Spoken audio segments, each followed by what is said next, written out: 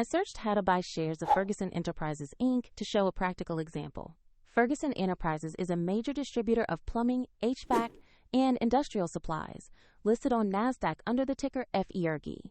This is an educational guide, not financial advice. To buy FERG, you need a brokerage account. I will use eToro as an example to show the steps. After signing up, you will need to verify your account, which usually requires an identity document, and then add funds to trade. Open the platform search and type the ticker FERG to locate the company listing. Confirm you select the Ferguson Enterprises Inc. stock shown in the results.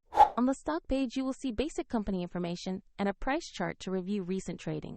Double-check the name, NASDAQ listing, and ticker to ensure it is the correct asset. Choose the amount you want to invest and set the order type. Then review the details before confirming the buy order. If the market is closed, the order will execute when it reopens. And if there are not enough funds, the platform will prompt you to add money before confirming. Once executed, your position will appear in the portfolio and you can monitor it there. Check the description for a link to the broker used in this demo.